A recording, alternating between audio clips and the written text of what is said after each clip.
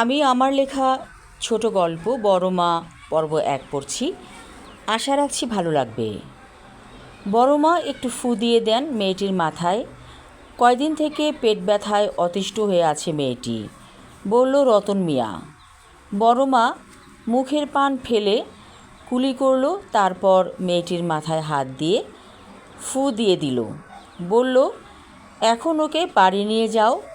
কিছুক্ষণ পর জাউ ভাত খেতে দিও লেবু চিপে। চলে গেল রতন মিয়া। আজ রোগী খুব একটা নেই, ৪-৫ জন বাকি আছে। ওদেরকেও ফু দিয়ে দিলেন বড় মা। ওনার কাজ শুধু রুগীর মাথায় হাত দিয়ে ফু দিয়ে দেয়া বুকে, এতেই কাজ হয়। দূর দূরান্ত থেকে রুগীরা এসে চিকিৎসা নিচ্ছে। বড় মা নিঃসন্তান, বিয়ের ৩০ বছর পার হলো। স্বামী মারা যাবার পর শ্বশুরের ভিটে আগলে আছেন।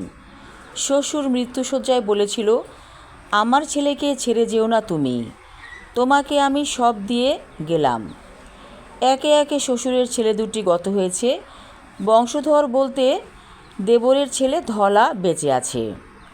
ছোটবেলায় ওর গায়ের রং ছিল দুধের মতো সাদা, তাই নামকরণ হয়েছে ধলা। বাপ মা মরা, ধলাও নিজে অসুস্থ থাকে সব সময়। বড় মায়ের ফু প্রতিদিন নিচ্ছে, তবুও তেমন করে সুস্থ হচ্ছে না। বয়স ওর ২০ বছর। বড় মায়ের ইচ্ছে ধলাকে বিয়ে দেয়া, তাহলে বউ আসবে ঘরে।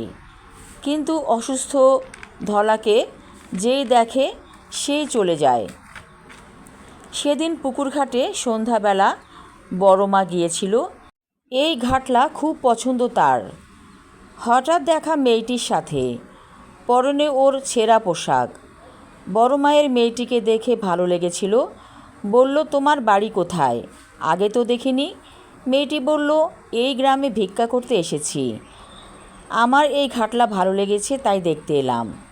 বড় মা বলল, ভিক্ষা করতে এসেছো, তা তোমরা কোথায় থাকবে? মেয়েটি চুপ করে আছে দেখে আবারও একই প্রশ্ন করলেন বড় মা। মেয়েটি বলল, উঠেছি আপনার বাড়িতেই। রেণুখালা আমার মায়ের পরিচিত, তাকে বলে কয়ে রান্নাঘরে আজ রাতে থাকার ব্যবস্থা করেছি। কাল ভোরবেলা চলে যাব। বড় মায়ের মনে তখন বুদ্ধি খেলে গেল, যে করে হোক এই মেয়েটিকে ধলার বউ করতে হবে, যদিও ভিখিরির মেয়ে। ঘরে যেয়ে রেণুকে ডেকে পাঠালেন বড় মা। রেণু রান্নাবান্নার কাজটা করে। ধলার সাথে রিমির বিয়ে দিবেন, এ কথা খুলে বললেন বড় মা। তিনি বললেন, আজ রাতেই ধলার সাথে রিমির বিয়ে দিতে হবে। মেয়েটির নাম রিমি। রিমির মা প্রস্তাব শুনে বললেন, মেয়ে বিয়ে দিলে আমি কই যাব? বড় মা বললেন, তুমি এখানেই থাকবে, কোনো সমস্যা নেই। ধলাকে রাজি করাতে বেশি সময় লাগলো না। বিয়ে হয়ে গেল ধলার সাথে রিমির। সবাই কেন হনুফা বিবিকে বড় মা বলে ডাকে, এরও একটা ইতিহাস আছে। বাচ্চা হবার জন্য অনেক চিকিৎসা নিয়েছিল সে। একদিন এক মাজারে গিয়েছিল বহু কষ্ট করে।